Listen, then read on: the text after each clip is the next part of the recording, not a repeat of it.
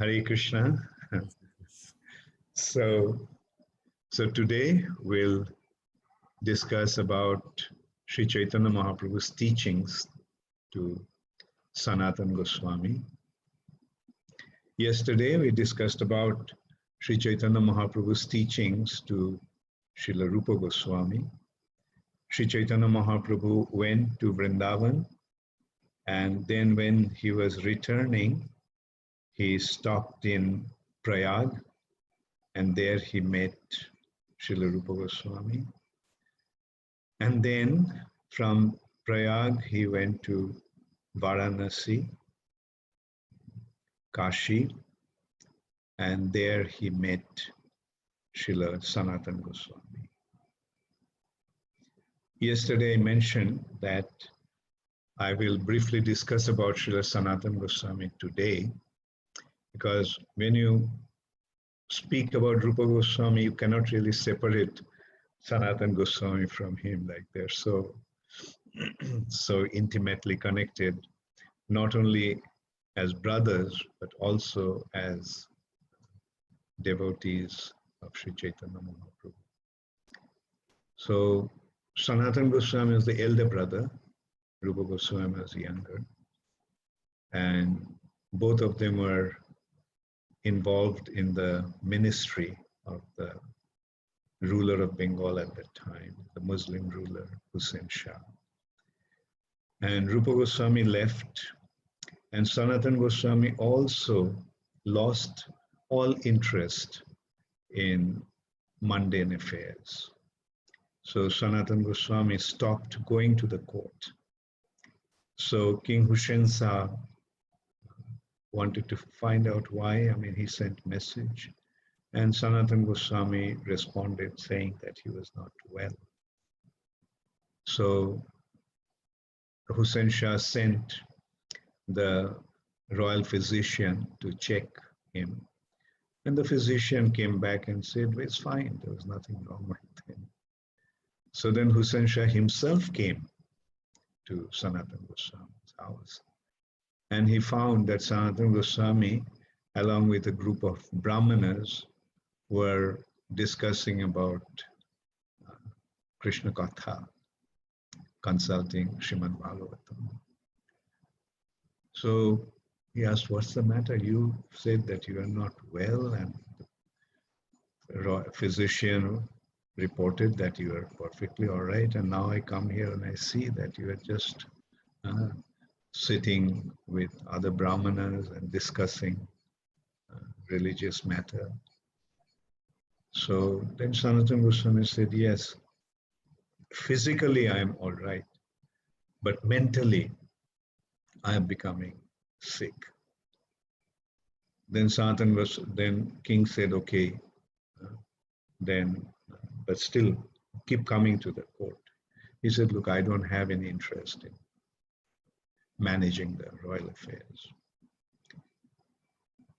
So the king, although he was a Muslim, but he was so fond of Sanatan Goswami that he used to treat him like his brother, younger brother.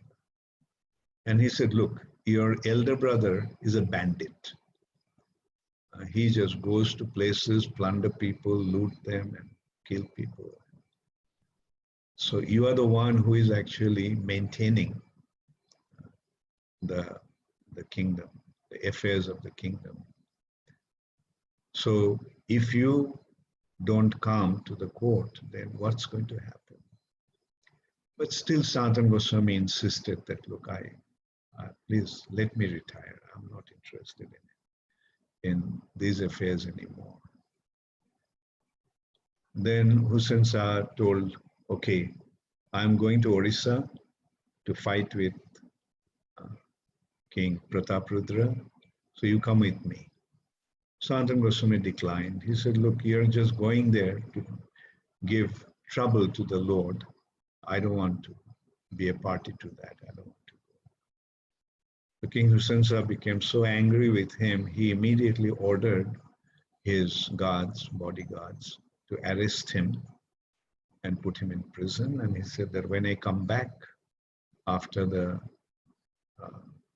conquest of Orissa, then I'll treat with him, deal with him. So in this way, Sanatan Goswami, although he was the chief minister, he was put into prison. And then Sanatan Goswami started to negotiate with the prison keeper, prison in charge.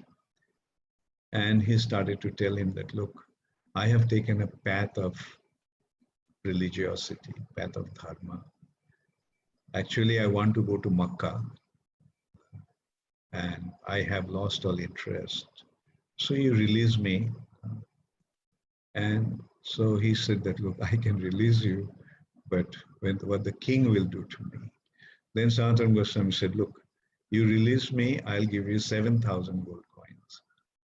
Then finally, being tempted by this, such a huge amount of bribing, that the prison keeper agreed to release him.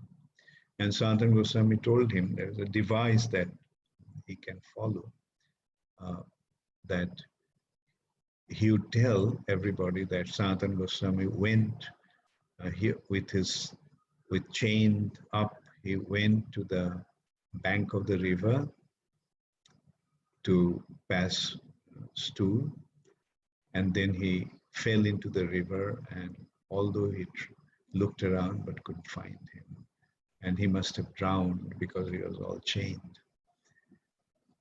And so this is how Sanatan Goswami escaped. You remember Rupa Goswami kept 10,000 gold coin as a saving. So Sanatan Goswami actually used that money to become free from the prison. And he took the forest road, because through the regular road, he was so popular, people would recognize him. So he took the forest path, and with one companion, a servant, Ishan. And in this way, they came to the border of Bihar and Bengal. And then he took rest at one roadside inn. And the innkeeper was very, very respectful and treated him very nicely. So Sanatan Goswami started to wonder that why he is looking like a beggar, why this innkeeper is treating him with such respect and honor. So he started to think something must be wrong.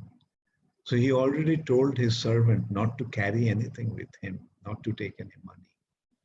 So he asked his servant, do you have anything with you, any money with you?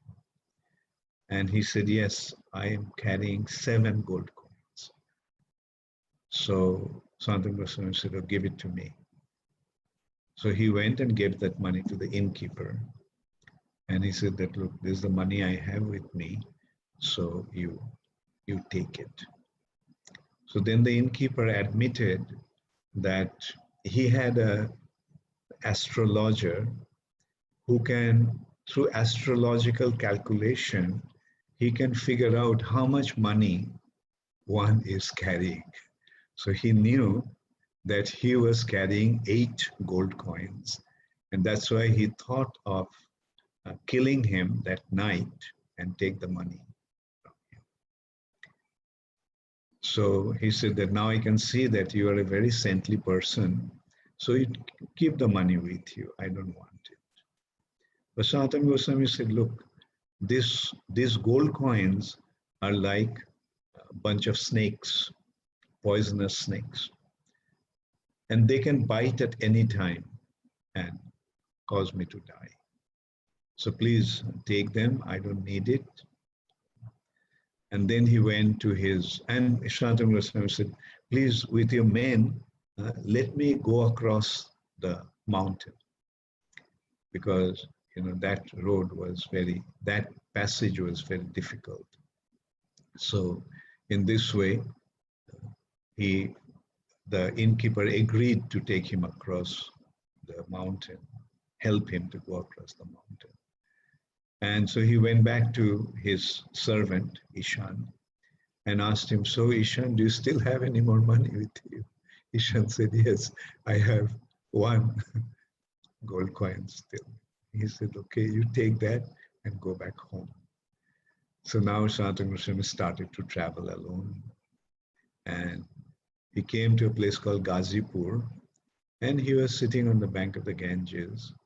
And then his brother-in-law, who was actually deputed here to buy horses and elephants for the king. There was a big marketplace there where the animals were sold. And so he was there too. So he was appointed by the king. And he recognized Sanatan Goswami. And he asked him to take a rest for a few days. Sanatan Goswami said, no. If I stay here, then people will recognize me, so better I leave. And so he gave him an expensive blanket because it was getting cold at that time. Sanatan Goswami accepted that, and he went to Banaras. And there he got to know that Sri Chaitanya Mahaprabhu was there. So he was in the house of Tapan Mishra, and he was in the house of Chandrasekhar. And so Sanatan Goswami was just waiting outside. He got to know that Chaitanya Mahaprabhu was there.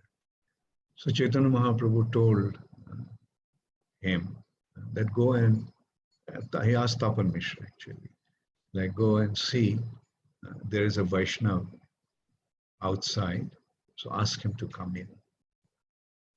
So he went back and said, no, there was no Vaishnava outside. So he asked, is there anyone outside there? And so he came back and he said, yes, there was a Muslim fakir, a Muslim mendicant, because Sanatan Goswami, due to his travel and the kind of dress he was wearing, he looked more like a Muslim with his beard. And so Chaitanya Mahaprabhu said, okay, bring him in. So in this way, Sanatan Goswami was brought to Sri Chaitanya Mahaprabhu. And Chaitanya Mahaprabhu immediately embraced him. Then Sanatan Goswami said, please, please don't touch me. I'm so fallen and I'm so dirty. Then Chaitanya Mahaprabhu said, I am touching you to become purified myself. With the potency of your devotion, you can deliver the whole universe, whole material world. Tomas Porshi Atma Pavitrite. Bhakti bale paru tumi brahmanda shodhite. I am just touching you, Tomas Porshi, Atma Pavitrite, in order to just purify myself. With Bhakti bale, with the potency of your devotion, you can deliver the whole universe. So this is how Sri Chaitanya Mahaprabhu received Sanatan Goswami. And he told him, just go and get civilized. So Chandrasekhar took him to Ganga. He took a bath and shaved up and took a bath and came back. And Chaitanya Mahaprabhu was happy to see that he was cleaned up, clean shaven. But still he was wearing that expensive blanket. Oh, in the meantime, something happened. Chandrasekhar gave him a new set of cloth. But Chaitanya Mahaprabhu, Sanatan Goswami said, no, give me some old cloth. He didn't want to wear the new cloth. So he gave him an old dhoti. So he split the dhoti into two, and with one half, he wrapped around his loin, and the other half he wrapped around his torso. So that became actually the dress of the Goswamis of Vrindavan. The way they dress, white, like loincloth and just a chadar like that. So Mahaprabhu was very happy to see him that way, but he just looked at his expensive blanket. So he didn't say anything, just looked at it. But Sanatan Goswami understood. So immediately he went to the bank of the Ganges and he saw a Bengali Vaishnava was taking bath there. So Sanatan Goswami asked him, can you please give me your kantha? It's a worn out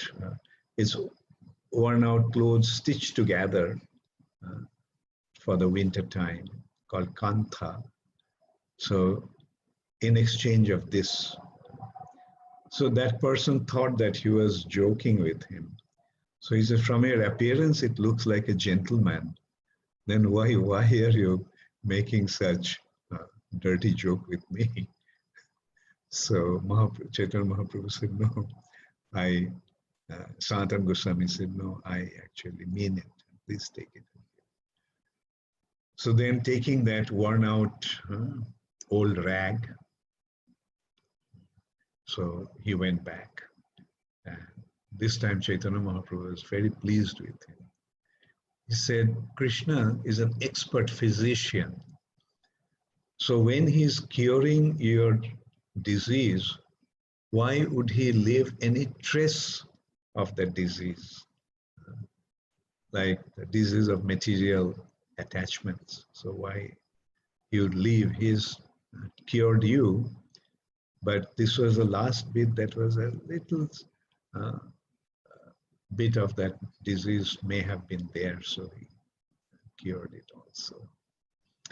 So this is how Sri Chaitanya Mahaprabhu met Sanatan Goswami in Banaras.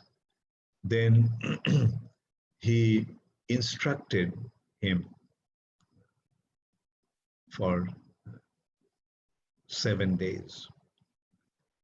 And that teachings is extremely wonderful. That it is said that Sanatan Goswami received the instruction on Sambandha Gyan when Rupa Goswami received the Abhidheya aspect, the way to get Krishna. And this is Sambandha Gyan, who is Krishna.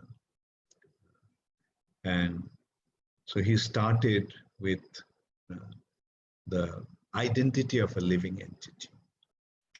Jīvera Svarūpa kṛṣṇera nitya-dāsa, kṛṣṇera tatastha shakti bheda prakash. So the living entity's actual identity is, Swarup is, that he is an eternal servant of Krishna. kṛṣṇera nitya-dāsa. And he is Krishna's marginal potency. In that way, he is Bhed and Abhed. Krishna has 3 potencies: Chit Shakti, Maya Shakti, and Tatastha Shakti. His Chit Shakti is the spiritual world. His Maya Shakti is this material nature, illusory potency of the Lord, external potency of the Lord. And the jivas are tatastha. Tatastha means marginal.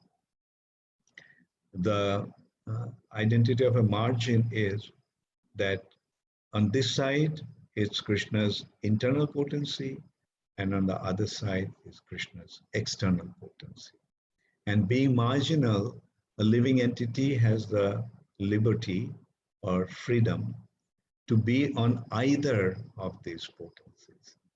That is the prerogative that the living entity has to decide, and that's the purpose of his independence. for him to decide on which side he wants to be, whether he wants to be in Krishna's external energy or he wants to be in Krishna's internal energy. The qualification to be in Krishna's internal energy is that he has to become surrendered to Krishna. And when one doesn't surrender to Krishna, rather wants to enjoy independently without Krishna, then he remains in this material nature. And he told, Krishna bhuli shei jeev anadi bohir mukh otoeb maya tare day samsara.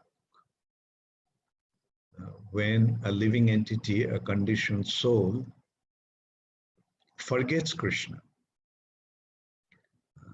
In a Prem Vivarta, Jagadananda Pandit gave a further explanation to that with the moment a living entity turns away from Krishna,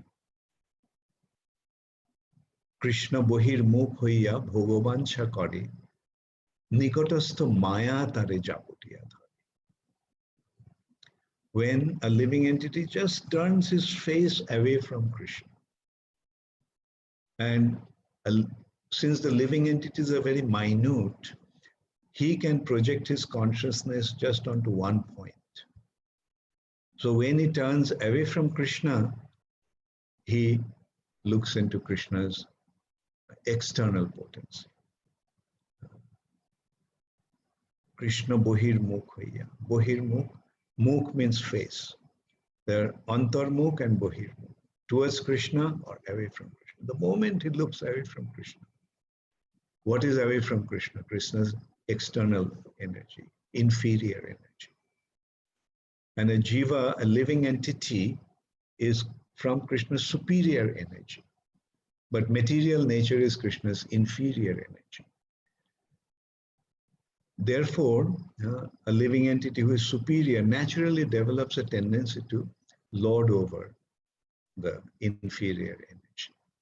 And that gives him the covering of false ego. He loses his spiritual identity as a servant of Krishna, and he becomes covered over by his mistaken identity, wrong identity. Instead of becoming a servant, he starts to think that he is the Lord and Master of everything that he pervades, that he sees. And that is the cause of a living entity's bondage in this material nature.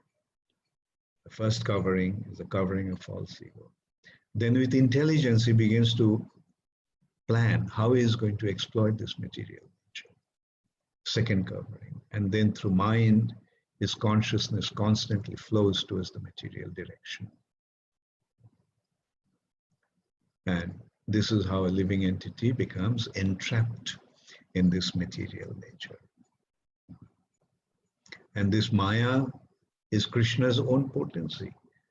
It may be inferior and the living entity may be coming from the superior, but Maya is Krishna, is extremely powerful. Daivi Hesha Gunamayi. The Maya is extremely powerful because it's Krishna's energy.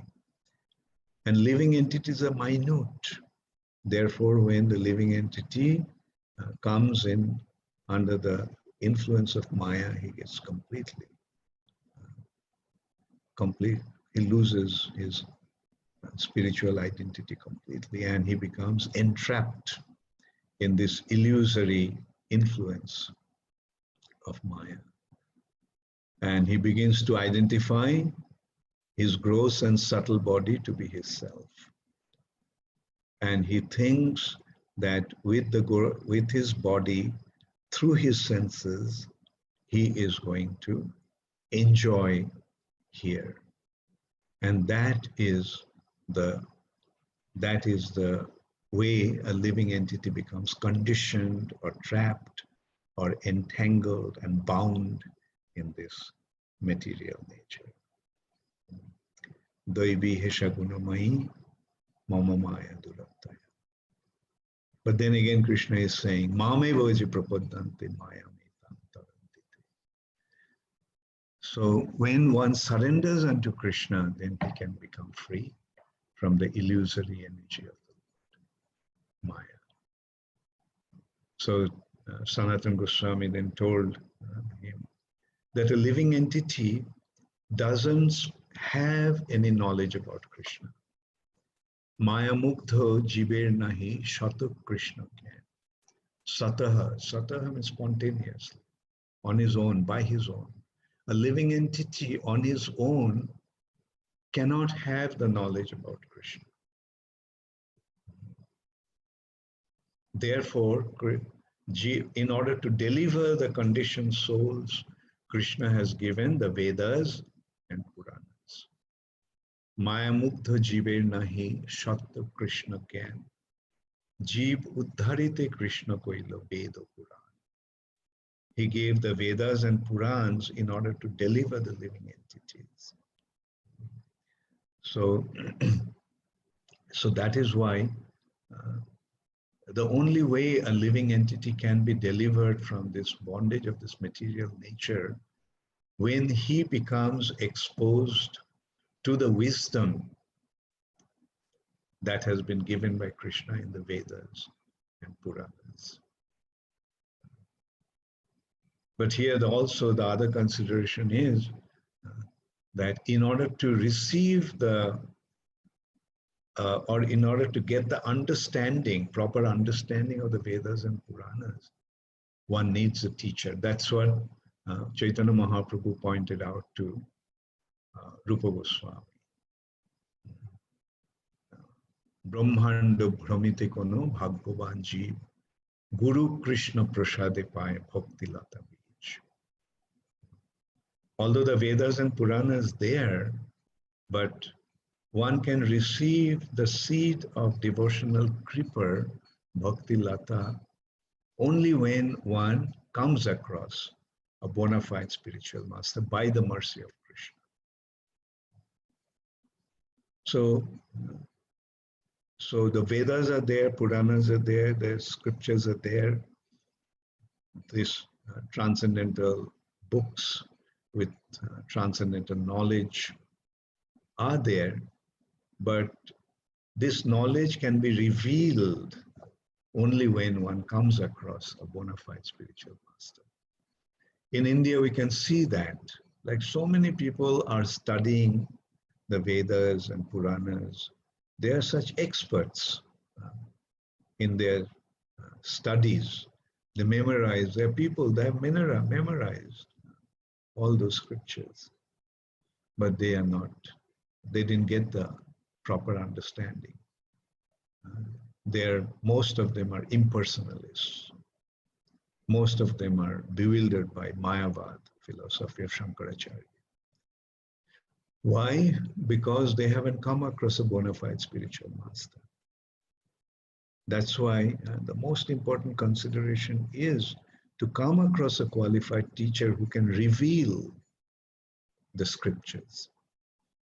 Divya Gyan Hriday Prakashita, the transcendental knowledge is revealed in the heart. It is not revealed by intellectual pursuit. It is revealed only by when one receives the mercy of a bona fide spiritual master. And that's what you can see, like we came across Srila Prabhupada. Somehow or other we came across Srila Prabhupada, and irrespective of our background and everything, we got the essence of the Vedas and scriptures, that's devotional service.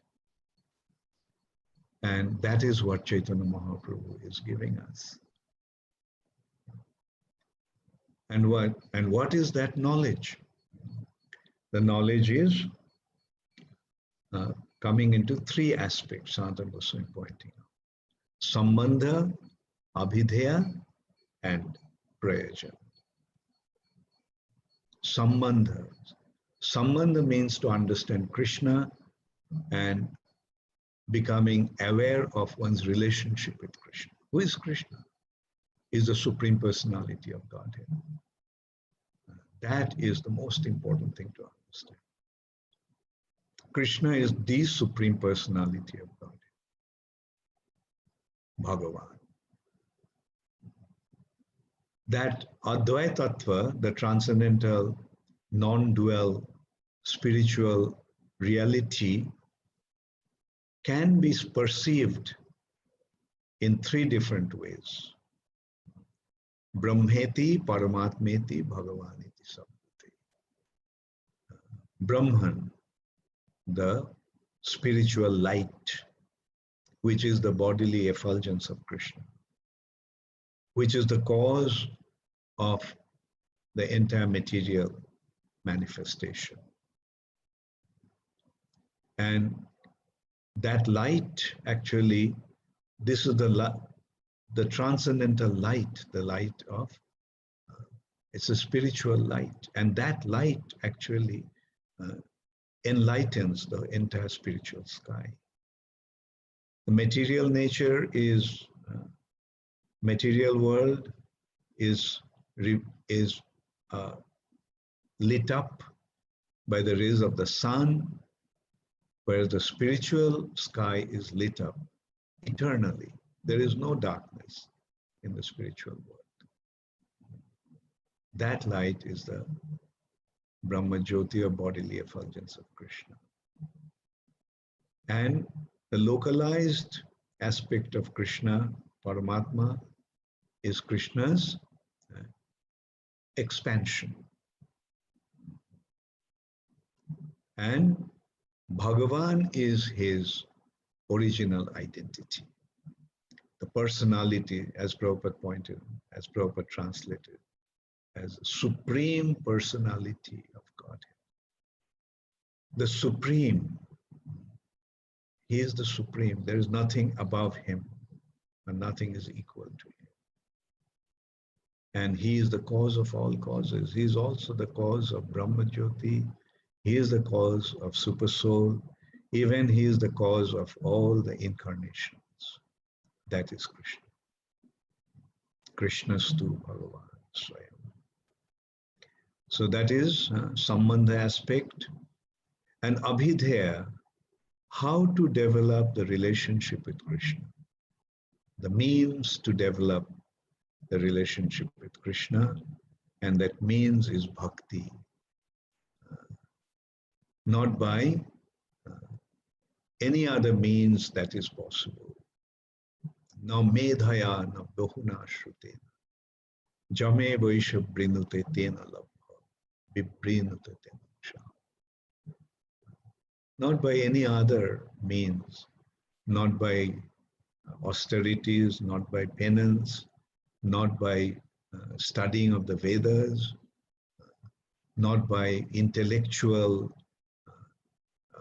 pursuits, not by yoga, not by any other means this is possible. The only means is to develop the loving relationship with Krishna, which is expressed through service, devotional service, expression of love through service. We are servants, therefore we have to serve. And what should be the motivating factor for service? Love.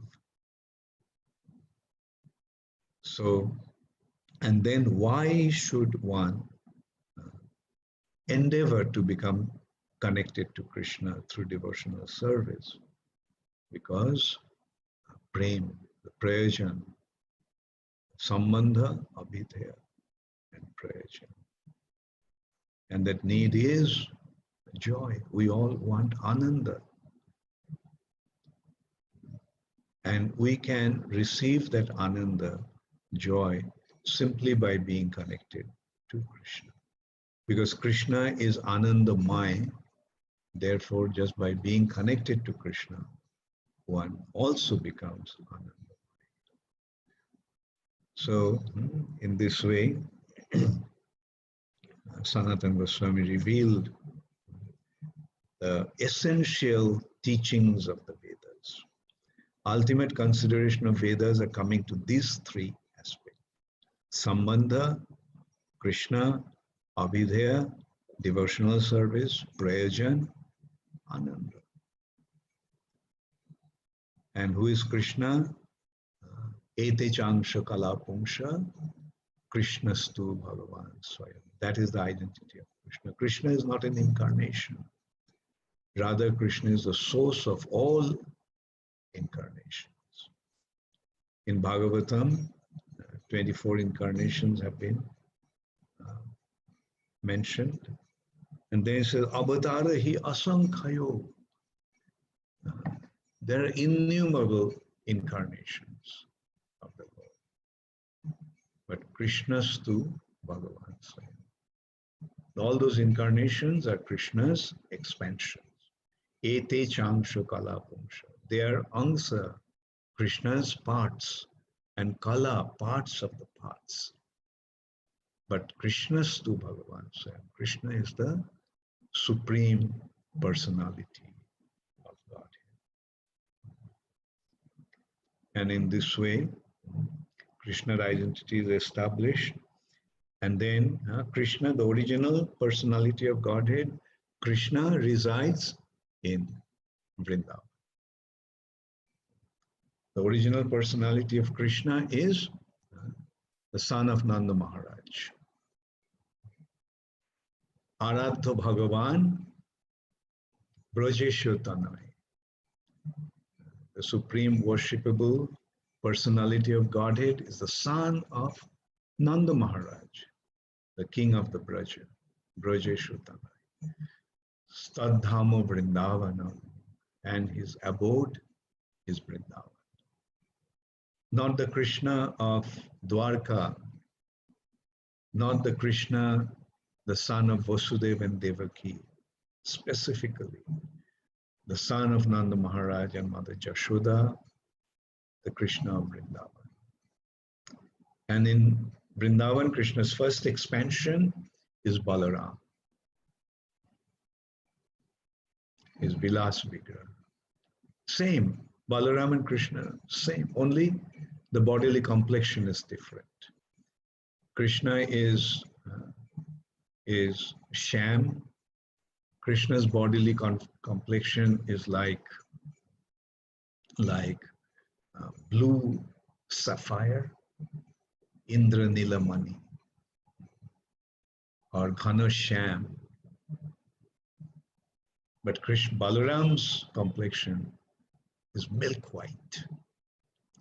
That is the first expansion. And then from Balaram expands the Chaturbhuva of Dwarka, Vasudev, Sankarshan, Pradyumna, and Aniruddha.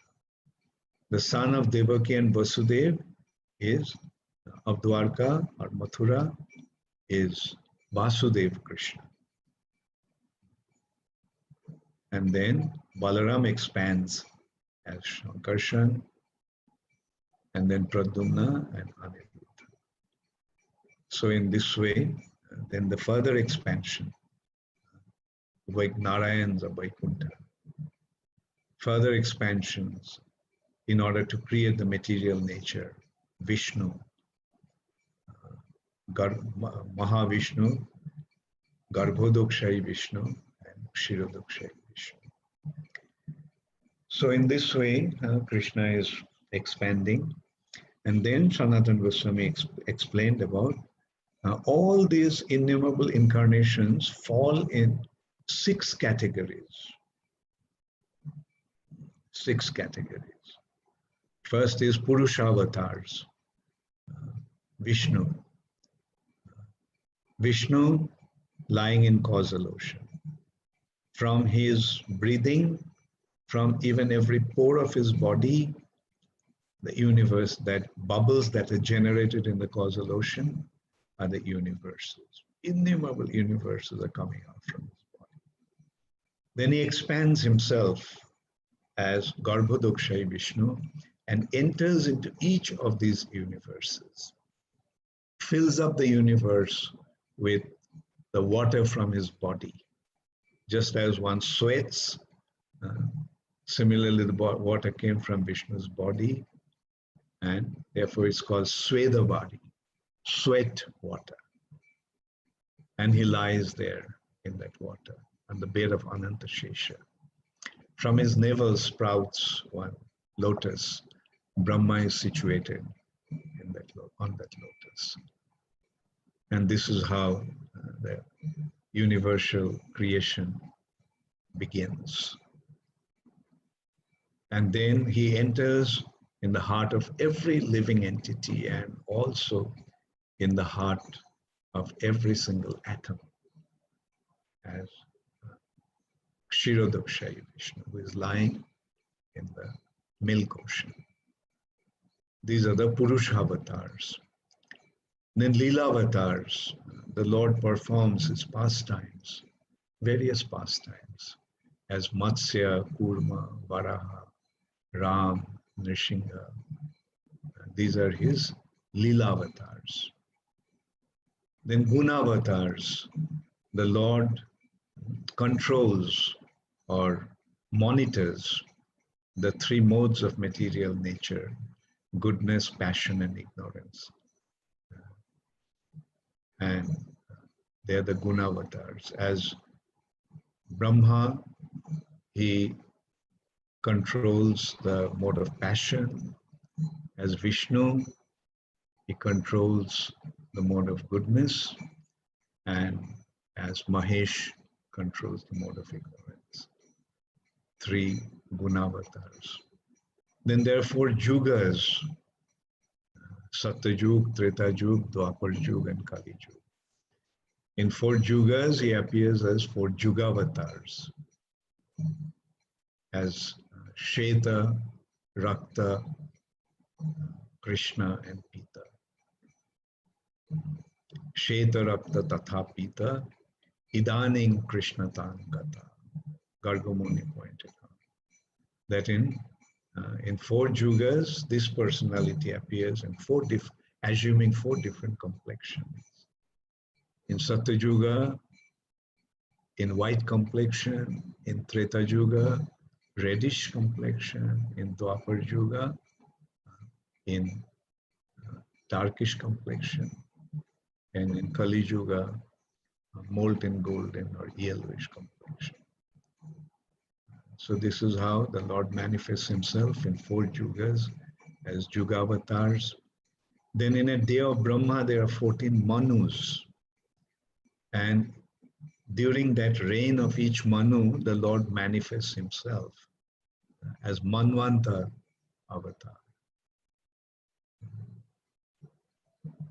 Like in this Manvantar, Vaivashvata Manvantar, he appeared as Vaman incarnation. So, and then Shaktavesh avatar. Some living entities become empowered by the Lord as in order to achieve something extremely extraordinary responsibility or extraordinary assignment. Like as Parashuram and one Saktavesh avatar. He single-handedly wiped out all the Kshatriyas from this world 21 times. So this is how they enact an impossible feat. Vasudev compiled all the Vedas. And Prithu Maharaj and Narad Muni. So wherever there is this, there we see that some extraordinary personality is achieving something extremely wonderful. We have to recognize that that is the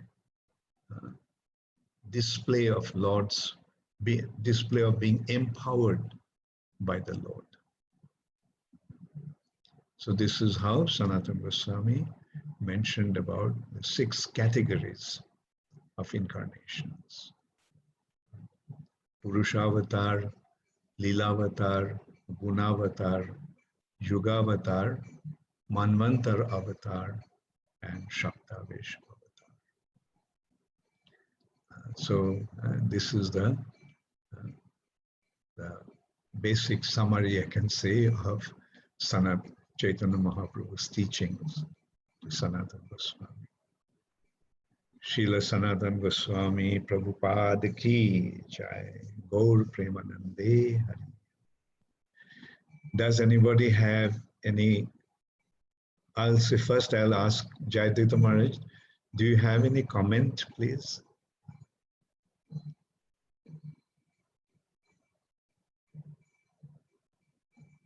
Are you monitoring? Yes, Maharaj, I'm monitoring. I'm unmuting Maharaj. Okay, finally unmuted me. Well, these Chaturvyuha, so Vasudev, Sankarshan, Pradyumna, Aniruddha. You mentioned that they're Dwarka expansions. Yeah. Then, but they're also in Vaikuntha. Yeah, that's right. Narayan also has his Chaturbhuha. So this is a different Chaturvyuha. That's a different Chaturbhuha. Adi Mool Chaturbhuha is as Mool Shankarshan, I mean Dwarka, and then expansion of Narayan. And Narayans also have Vasudev Shankarshan, Pradyumna, Aniruddha. And from this Shankarshan comes Mahavishnu.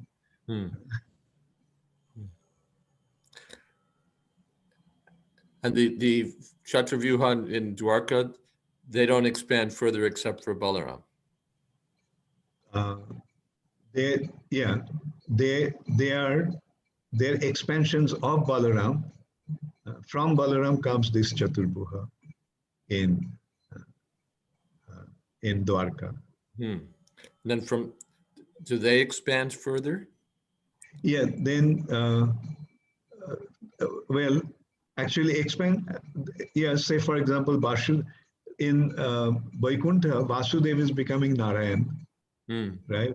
And Shankarshan, or say Shankarshan is becoming Shankarshan, and Pradyumna and Aniruddha. Like, and then all these expansions are actually same as Vasudeva expansion. Like Ramchandra, like Ram, Lakshman, Bharat, and Shatrugna is another expansion of this Chaturbhuha.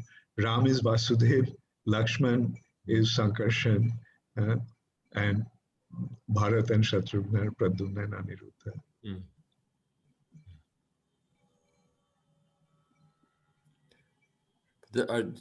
Do they come through Narayan? Yeah, no, they're coming actually from Kshirodakshayi Vishnu. Right. These incarnations are expansions of Kshirodakshayi Vishnu.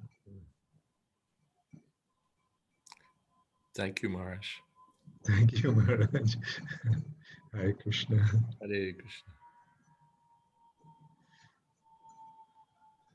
So Raja Gopal. Hare Krishna Maharaj. Maharaj, do you want to announce results today before we take questions? Oh, right, that's true. Yeah.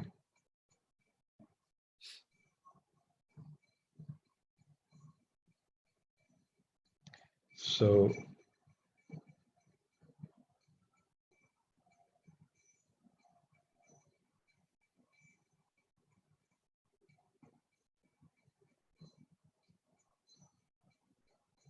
the third, yeah. Okay. The result of the quiz, the third day, in third position. Okay, first there were total participation was 82, and in third position there are 3 of them. They're Prema Rupa Radha Dasi from Surat,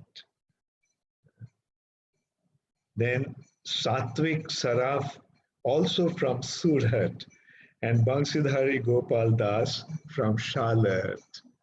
So all 3 of them got 93% accuracy. Thank you. Then in second position, there are 1, 2, 3, 4, 5 of them. Shamsundar Krishna Das from Melbourne, Radha from New York, Sudevi from West Bengal, then Shushmita Radhika from Bangalore, and Vishakha Priyadasi from Surat. So they all got 96% accuracy. And just consider when the second position got 96%, what is the result? What is the score of first position? 100%. And that is two of them, Chakuri Radha Dasi, Surat, and Mithiladhesh Das, Bangalore. Thank you all very much. Hare Krishna. Thank you, Maharaj. Gaur Premanande, Hari Hari. Maharaj, we have questions lined up. I will give for new devotees to start with. We have like 6 questions. Ratirupa Vrajeshwari Devdasi. Mataji, you are on unmute. Go ahead and ask. Prabhuji, actually, this is Srinivas Prabhu. Prabhuji, Maharaj. turn on video, Prabhuji. Yeah. 1 second.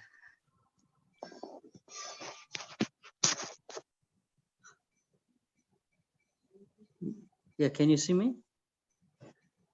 Yes, Prabhuji, go ahead and ask question to Maharaj. Yeah.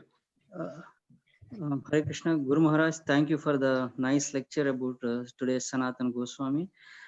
And today, I think the lecture has too many words of Maya. So, Maya is the external energy of Krishna, but it actually causes a lot of illusion, and we are all fall in the material world, and that is where we are struggling now.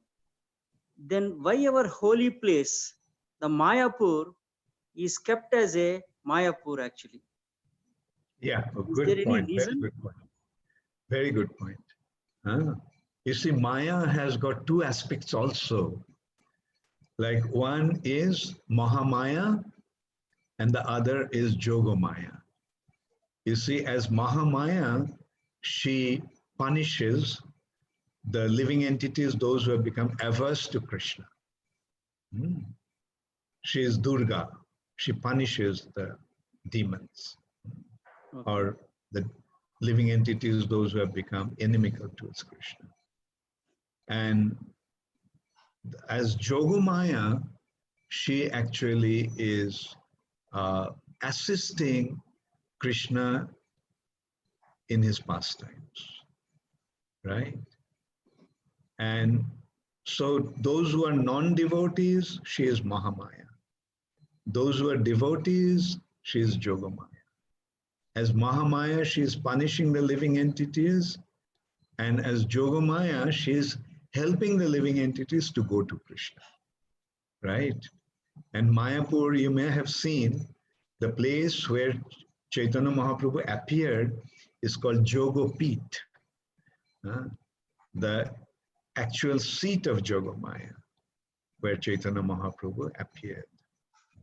And in this respect, Prabhupada actually gave a very wonderful analogy, like a policeman. The police, he punishes the criminals. And the same policeman escorts a law-abiding person to see the king or the governor or the...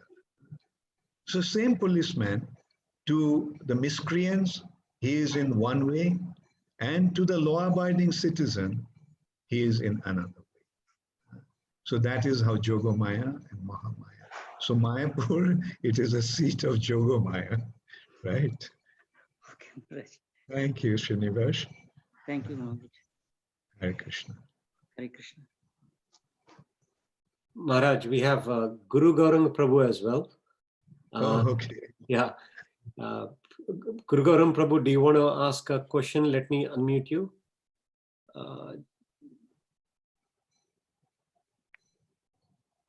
Prabhuji, you're on unmute. Okay. Hare Krishna Maharaj and my. Please accept my humble obeisances. I have a simple question. What is the destination of a devotee who, despite years of effort, fails to comprehend these complex subject matters? Yeah. He is unable to comprehend the so-called complex subject matter because he's not reading Prabhupada's books. If one reads Prabhupada's books, everything becomes crystal clear. Everything becomes so easy so that even a child can understand. So if somebody after so many years of endeavor fails to understand, then we must say that something must be wrong with them. I was afraid that that might be the answer. I knew that you knew the answer. You're just trying to check me out. No, I would not be so presumptuous. Thank you. Thank you so much, Guru Gauranga Prabhu. Do you all know Guru Gauranga Prabhu? Let me introduce. Guru Gauranga Prabhu is a very, very senior devotee. He is from America, but he became a devotee in Europe, in France. He was studying there in Paris, and just by coming in contact with a devotee and understanding Srila Prabhupada's the importance of Srila Prabhupada's teachings, he gave up his studies and he became a devotee. And in a situation in Paris, those days they didn't have a place to stay. And in that situation, when they didn't have proper place to stay, where they didn't have the means to have prasad properly, he took that hardship of becoming a devotee, giving up his very, very comfortable situation as a foreign student from America in Paris. And then he went to Switzerland and he developed the Swiss Jatra. He is the one who actually created that Swiss Jatra. And then Guru Gauranga Prabhu became a GBC, and he was the Minister of Law. And then Guru Gauranga Prabhu eventually became a very, very successful lawyer. And for 25 years, he was practicing law as a very, very successful lawyer. And now he's back in full-time involvement in ISKCON. We are so happy to have him. And those of you who are from New York, you know that how that we succeeded in retrieving the Brooklyn Temple. And you know, as a part of that, as a member of the team that worked in that mission, I can say that we could retrieve the Brooklyn Temple simply because Guru Gauranga Prabhu, because the way he guided us through, and not only that, he brought in his contacts and influence in the legal area. Because of him, we got the best lawyer in New York to fight for our cause. And not only that, he was a very expensive lawyer, but because of Guru Gauranga Prabhu, he not only cut down his fees to a great extent, but he extended his credit facility to us and to an incredible extent. And probably he at times have felt that we won't be able to pay him at all. But fortunately, we did succeed in paying him. So all glories to Guru Gauranga Prabhu. All glories to Srila Prabhupada.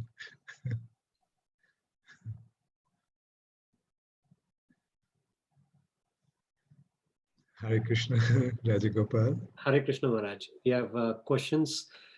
Aparajita Singh, devotee, even he or she had question yesterday. You are going to be on unmute.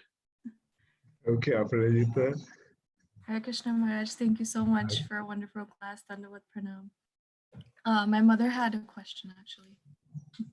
Hare Krishna Guru Maharaj, please accept my humble obeisances into the lotus feet, into the dust of your lotus feet.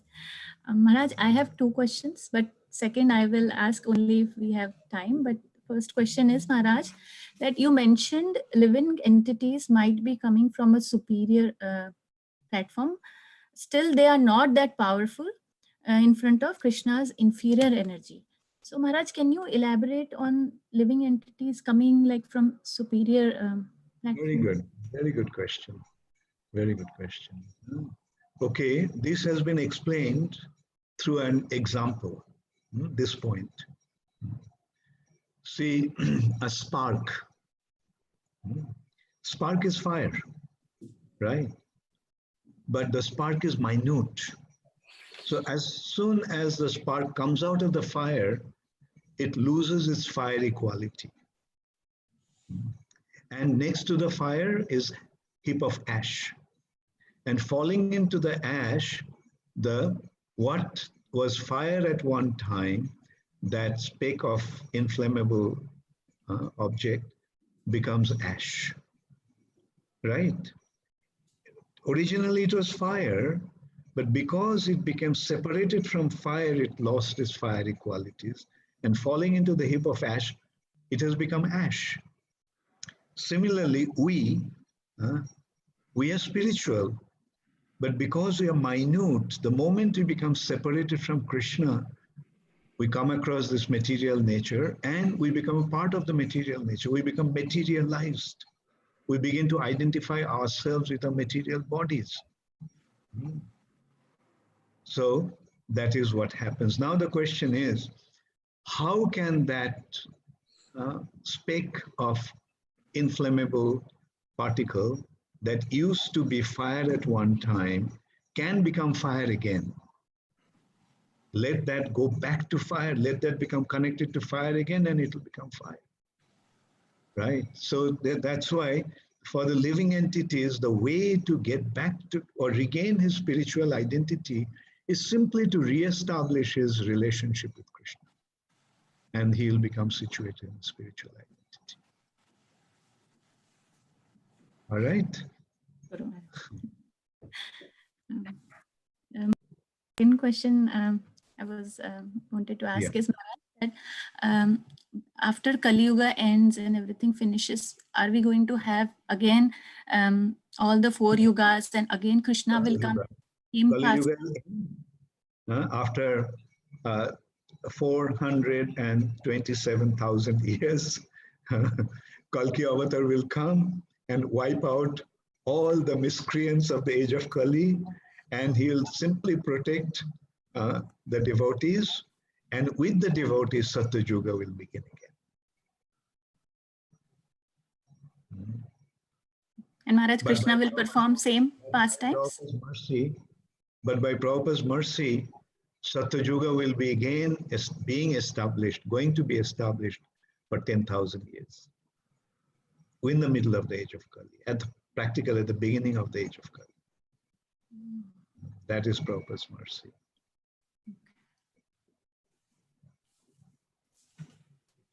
Thank you very much. Hare Krishna. Okay, Maharaj, we have a question from Smohan Gopal Prabhu. You're on unmute. Hare Krishna Guru Maharaj, please accept my most humble obeisances. I'm very grateful for the wonderful lecture you gave. My question is that you mentioned in your Uddhav Gita class that by hearing and chanting, you can remember Krishna at the time of death. And similarly, in the last lecture, you mentioned that, by hearing and chanting, one waters the Bhaktalata Bija, and which is you get the highest goal of life, which is Krishna Prem. So my question is that, can it be said that one who remembers Krishna at the time of death has also attained Krishna Prem? Yeah. You see, remembering Krishna at the time of death will naturally need a lot of practice, right? For example, can you determine what you're going to dream at night? Can you say that tonight I'm going to dream this or that? Tonight I'm going to dream of Krishna. Can you determine that? No. That will happen only when we develop our love for Krishna so much that at the time of death, which is going to be something like falling asleep, we'll be able to remember Krishna. Therefore, when we are alive, we have to practice to develop our love for Krishna. So much so that at the time of death, we'll simply remember Krishna. Because at the time of death, the last thought is going to be where our deepest attachment is. So that's why you see we are practicing this process of devotional service when we are alive, so that at the time of death we can remember Krishna. And also it is important that we have the good fortune of living our body being surrounded by devotees. Because we may forget, but the devotees will remind us at the time of death about Krishna. Okay. Thank you very much. Hare Krishna. Hare Krishna. Guru Maharaj, we have a question from Arundhati Prayasi Devidasi Mataji. You are on unmute. Go ahead, Mataji.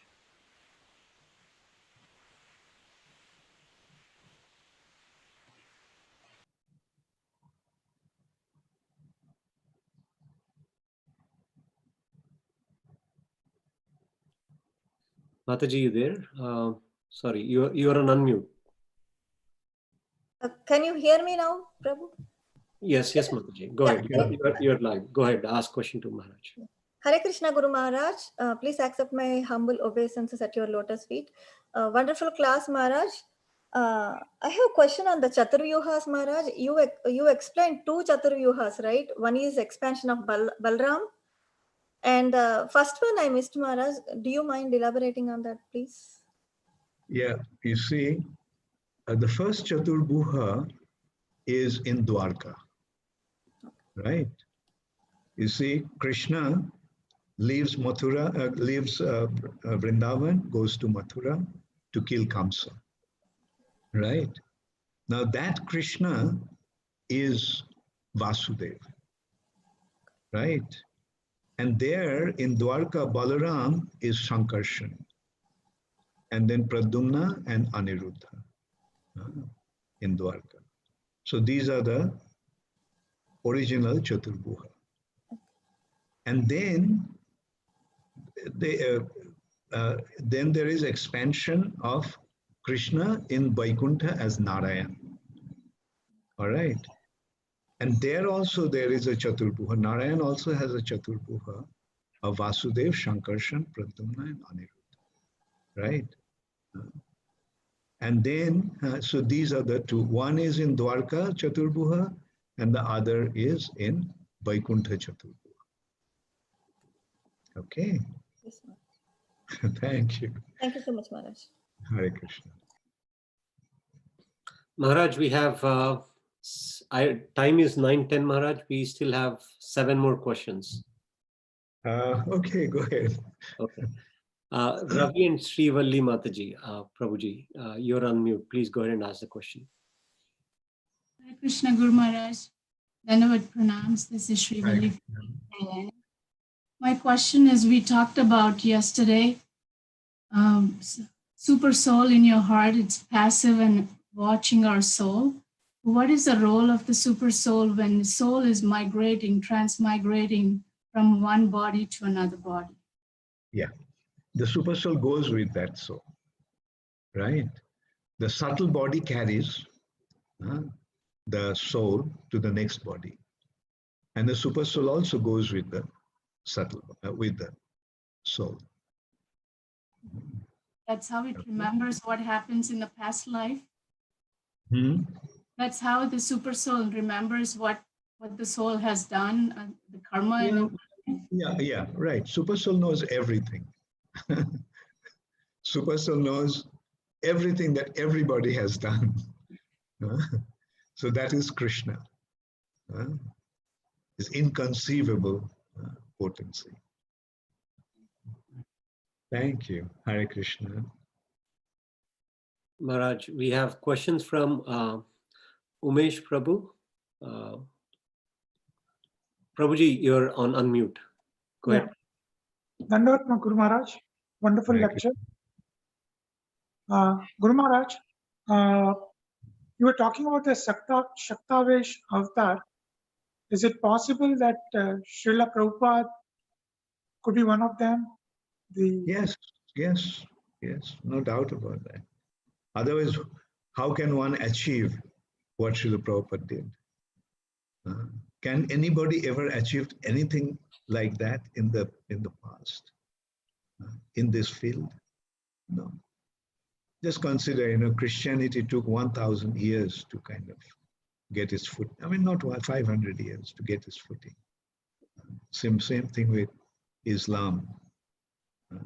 But Srila Prabhupada, in 10 years' time, he just spread this movement all over the world. And not only that, it's expanding. And that also, he started it at the age of 70. When one actually retires from active life, Prabhupada started his life, right? Starting at the age of 70, going to a country like America, without any money, without any contact, without any patronage, single-handedly started the movement, and see what he did in 10 years' time. How can it be without being empowered by Krishna's potency, right? Yes, Srila Prabhupada is undoubtedly a Shaktavesh avatar, but more. I'll say more, because Shaktavesh avatar is a living entity becoming empowered. But Prabhupada is a very, very intimate associate of Sri Chaitanya Mahaprabhu. Very intimate associate of Radha Krishna. So much so that, you see, we know the spiritual identity of Bhakti Siddhanta Saraswati Thakur. We know the spiritual identity of Gaur Kishore Das Babaji Maharaj. We know the spiritual identity of Bhakti Vinod Thakur. But Prabhupada's spiritual identity we do not know. And when asked, Prabhupada said, if I tell you, you will faint. So what does it mean? Like, we'll faint. We don't faint hearing about Bhakti Siddhanta Saraswati Thakur's spiritual identity as one of the manjaris. Okay? You are so fortunate to be able to serve him. Yeah, right. We are so fortunate to just have been able to be somehow in contact with him. Somehow we became connected to him and his mercy. That's our inconceivable good fortune. Thank you, Guru Maharaj. Hare Krishna. Hare Krishna. Maharaj, we have Suman Prabhu, Suman Das from New York City. Prabhuji, you're unmute. Go ahead and ask question. Hare Krishna, Guru Maharaj. Please accept my humble obeisances. All glories to Srila Prabhupada. Guru Maharaj, two questions. First one is about, you mentioned the four forms of the Lord that Gargamuni mentioned, Sweta, Rakta.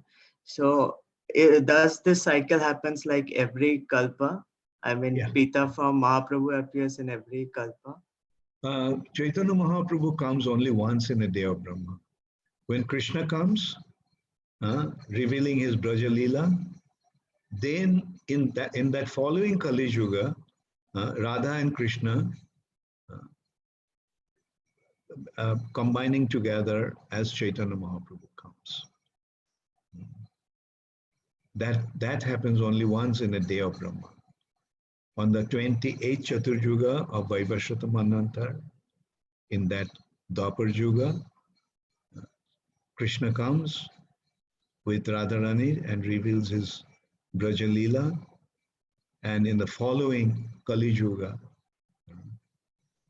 they come together as Chaitanya Mahaprabhu. Okay? Yes, Guru Maharaj. Guru Maharaj, one more question is about Rupa Goswami and Sanatan Goswami's previous life before they met Mahaprabhu. I kind of heard that they were also in like a Vaishnava community and they were like forced to take the position in Nawab Hussain Shah's place. Can you just tell something about that? Oh yeah, right. They were, pure devotees. Actually, they are Mahaprabhu's eternal associates, Krishna's eternal associates. They were, like for example, Sanatan Goswami, when he was a young boy, he received Srimad Bhagavatam. In a dream, he saw a Brahmana came and gave him Srimad Bhagavatam. And then literally it happened. One Brahmana came and gave him Srimad Bhagavatam. And since then, Srimad Bhagavatam became his constant companion. Like he mentioned, Madaika Bandhu, my only friend, my only companion for all time.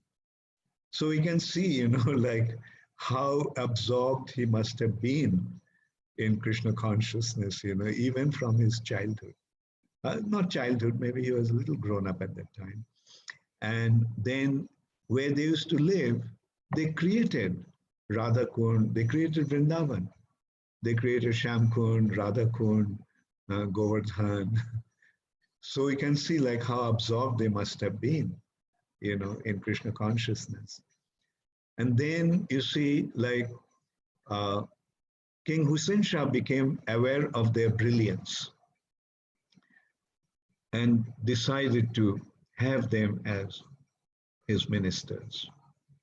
And the thing is that if they declined, Hussain Shah was so tyrannical, then probably he would have, nobody can imagine what they could have done. Like an example of how cruel he was, you see, he conquered a place and he created a victory tower to kind of, remind everybody about his victory. And it's a tall, very high tower.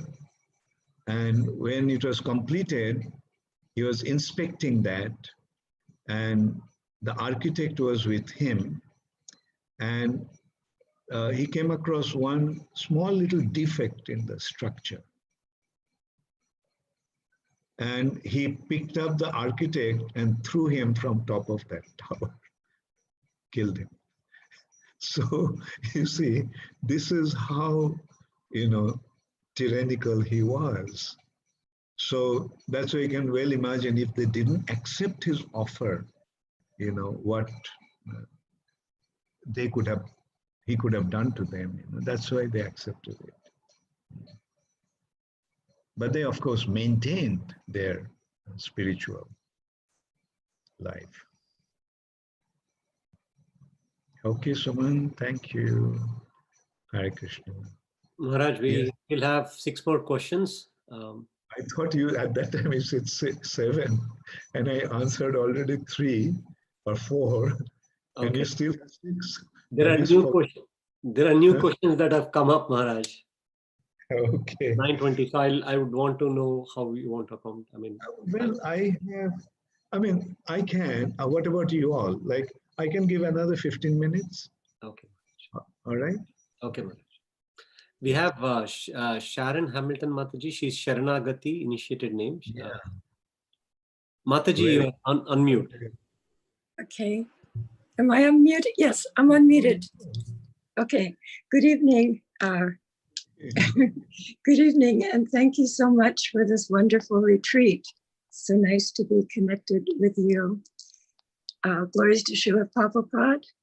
And my question is, you were discussing about the expansion, about Sri Chaitanya, and I visualize Vrindavan and the Goswamis, and I'd like to just understand the life and soul of the expansion of Chaitanya and the Gaudiya Vaishnavas, and how because that's the most important part about how how this all came about. No, I got the question, Sharanagati. What is that? Chaitanya Mahaprabhu's expansion as what? Chaitanya's expansion of the life and soul of the Gaudiya Vaishnavas, because yes, the Gaudiya Vaishnavas, because what Vaishnava? The Vaishnavas, the Gaudiya Vaishnavas. Gaudiya. Oh, Gaudiya Vaishnavas. Okay. Yes. Oh, sorry. I'm so sorry. It's That's all right. That's all right. And how that helped the neophyte devotees understand the eternal relationship with the personality of the Supreme Personality of God and Sri Krishna. Yeah. Well, at least everybody knows, how it is like to be in love with somebody. Is there anybody who can say that he doesn't know what love is, or how one feels when he is in deep love with someone? Huh? Do you know what love is? I'm sure you know, right? So now consider, like that love that we feel for other living entities is only the reflection of the love that we naturally had for the Supreme Personality of God. Today, because we have forgotten Krishna, we are reposing our love on different other objects, and we are feeling such deep attachment towards them, right? So that is the way to recognize how a devotee feels about the Supreme Personality of Godhead. Okay. Thank you. Hare Krishna. Just like a mother knows how much love she feels for her child, right? A lover knows how he feels about his beloved, right? Now, if in the material platform we feel that kind of love, then what to speak of our original love for Krishna? And when you become situated in a spiritual identity properly, yes, then we feel that love. So what I was trying to say is that this whole movement is because of that. I mean, it wouldn't happen and we wouldn't even be here. And we wouldn't, we are so grateful to be so fortunate to connect. Yes. And so that's what I was trying to touch on, because that's so important. Yeah, right. Good. And so you're experiencing that love already. Hare Krishna. Hare Gopal. Yes, Rajagopal. Hare Krishna Maharaj. We have Geeta Kirti Mataji. Mataji, you are on unmute. Go ahead, Mataji. Be sure, put the charge. It's showing battery is going down. Yes, Geeta Kirti. Hare Krishna Guru Maharaj. My question is, you spoke about several avatars of the Supreme Lord. So how does the Lord end each avatar? Seemingly, it may come across as if the Lord is leaving his material body, but how do we understand this from a transcendental perspective, Guru Maharaj? Transcendental perspective is like he came, he acted as one of us, he was there and we could see him, we could see what he was doing. And now that he has finished his business, he is going back he manifested himself for the time being in front of us. That's why it's called Prakot Leela, manifest pastimes. And then he becomes unmanifest. You see, the thing is that his form is not material. His form is spiritual, but the spiritual form becomes manifest in front of us, perceivable to our sense perception, right? And then he becomes unmanifest. His spiritual form becomes unmanifest from our perception. So that is how we have to understand. But when the Lord leaves his form, he leaves it just like any other human being, Guru Maharaj? He can, you see, like he is omnipotent, supreme personality of Godhead. If he wants, he can create, a so-called apparently material form. He can create that form. And that he does to bewilder the demons, right? Like Krishna, like got shot by a hunter's arrow. And Krishna, that also was on his toe. And Krishna left his body. Krishna, like yesterday I was doing Bhishma Dev and Bhishma Dev's prayers, day before yesterday. Bhishma Dev is saying, your body was pierced by my arrows, and Bhishma Dev arrows were not like a hunter's arrows. Bhishma Dev's arrows could deal with the demigods and injure them. Those arrows were being shot at Krishna. Nothing happened to him. Near Chennai, Madras, there is one temple called Parthasarathi Temple. There's a deity of Krishna. The body of that deity is, pierced, pricked with, marks, indicating, like Krishna after the battle of Kurukshetra came there, and that's how his body was at that time,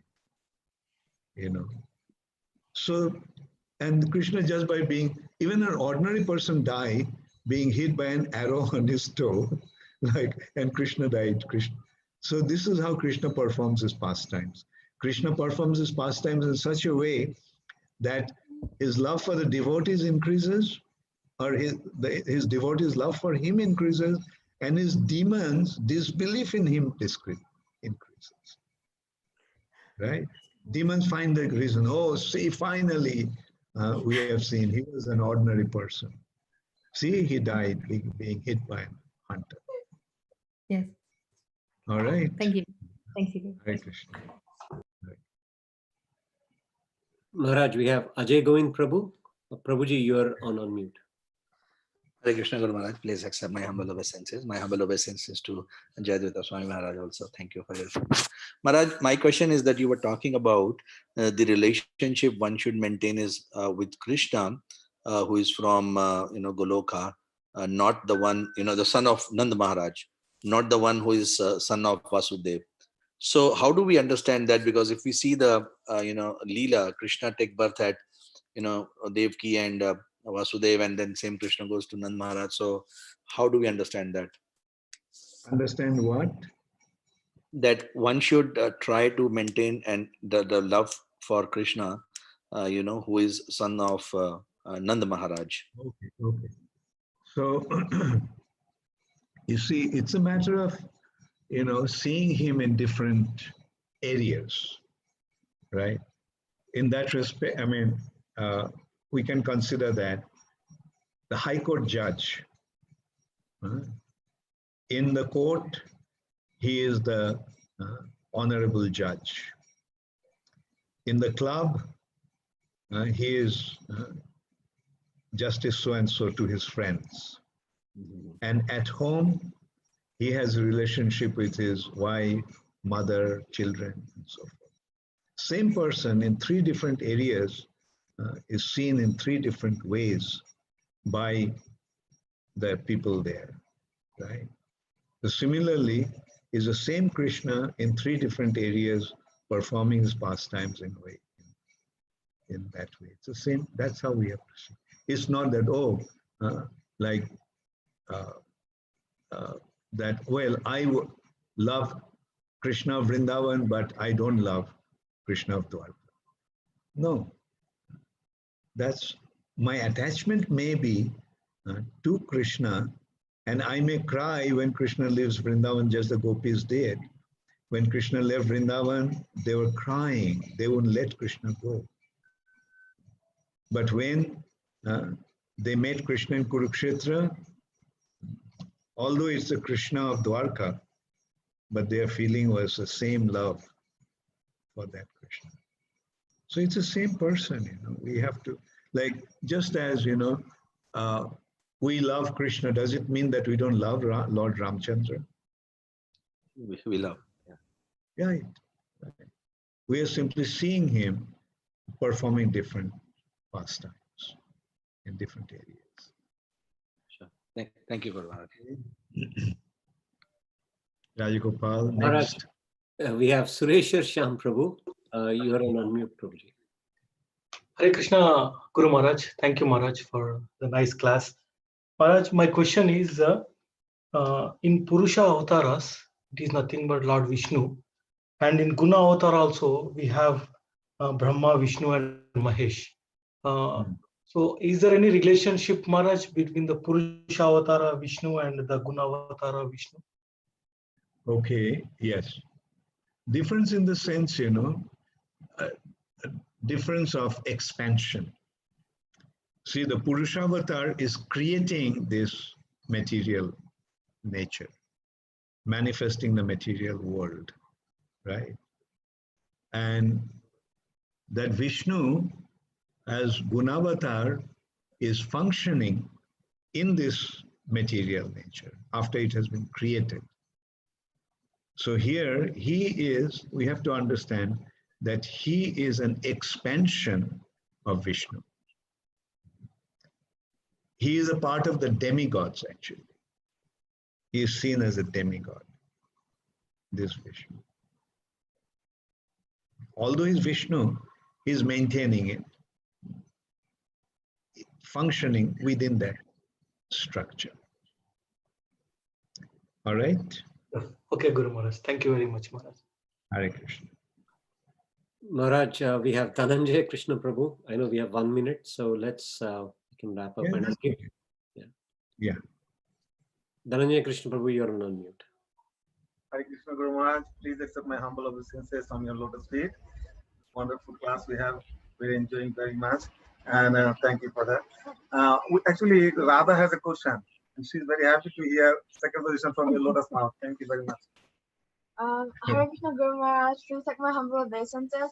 So my question was, you said that someone who is completely surrendered to Krishna, he is free. And you also said that if someone turns their face like to the opposite side of Krishna and to the outside, that he gets caught in Maya. So if someone is fully surrendered, is there a possibility of that person falling down? And if there is, why? If one becomes, or if one was he surrendered before? Yeah. So if he was already surrendered, is there a possibility that he can like fall down, and like why? Okay. Yes. Like, no. You see, if he surrendered to Krishna, then he won't look away from Krishna. All right. Krishna is all attractive. And if you already know his all attractive aspect, how can you turn away from him? Right? So, but now the point is that now somehow or other we have become separated from Krishna. So let us try to develop our attachment to Krishna. That is what devotional service is. And I'm sure that's what you are doing very nicely. Are you? Thank you, Guru Maharaj. Hare Krishna. Hare Krishna. Hare Krishna. Rajagopal, how many more questions are there? We have one more question, Maharaj. Okay, so I can take. Prabhu would like to say something to you after this. Yeah, sure. Yeah. Mataji, Gaurangi Mataji, you're on unmute.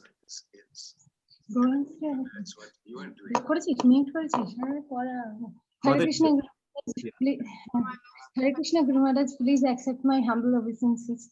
My question is, there are many Vaikunthas and Mahavishnu is the expansion of from Vaikuntha. So we know there are many Vaikuntha and one Mahavishnu. It is contradictory. Please explain. Well, from one of the Vaikunthas, he expanded as Mahavishnu. Okay? The main thing is inconceivable. But we have to see from, yes, there are many, many Vaikunthas, Vaikuntha planets. From one such Vaikuntha planet, Narayan expanded as Mahavishnu and material nature became manifest. Okay? So Mahavishnu is one. Mahavishnu, yes, Mahavishnu is one. In this context. Thank you very much. All glories to Srila Prabhupada. Now, yes, yesterday, Purnachandra made a request. Actually, today was supposed to be the last day of the. So Purnachandra requested that if I could extend it by one more day because we couldn't do Ramananda Roy, Mahaprabhu's meeting with Ramananda Roy. So Purnachandra, you wanted to go on for one more day? Yes, Guru Maharaj, please. Yeah. Yes, Guru. How does everybody feel? Yes, Maharaj. We are all excited, Maharaj. Please. Okay, so I'll do it tomorrow also. Thank you. Hare Krishna. Premanande. Maharaj, Devakanandan Prabhu wanted to say something. Devakanandan Prabhu, you are on unmute.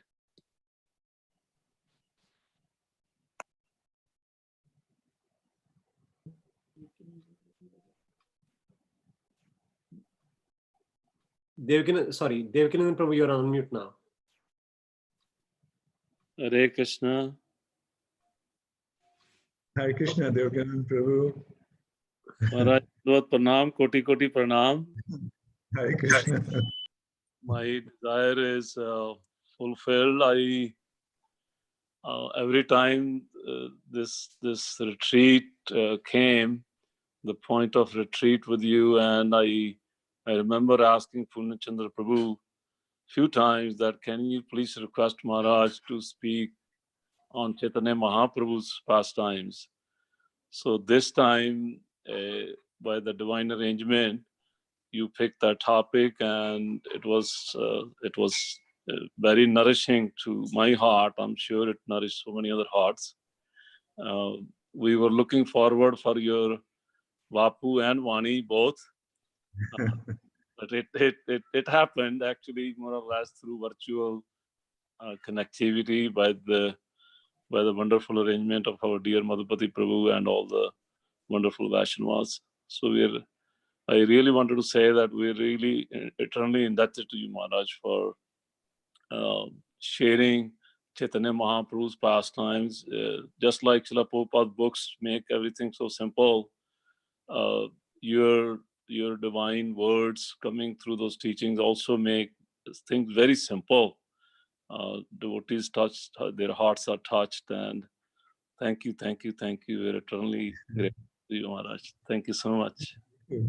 Thank you so much, Devakanandan Prabhu. All glories to Prabhupada. Maharaj, all glories to Srila Prabhupada. Thank you. Hare Krishna. Hare Krishna. So I'll see you all tomorrow, same time. Yes, Maharaj. Hare Krishna. Gaur Premanande, Hari Hari Gaur. His Holiness Jayadvaita Maharaj ki Jai. His Grace Guru Gauranga Prabhu ki Jai. All glories to Srila Prabhupada. Bhakti Charu Maharaj ki. Hare Krishna. Thank you so much.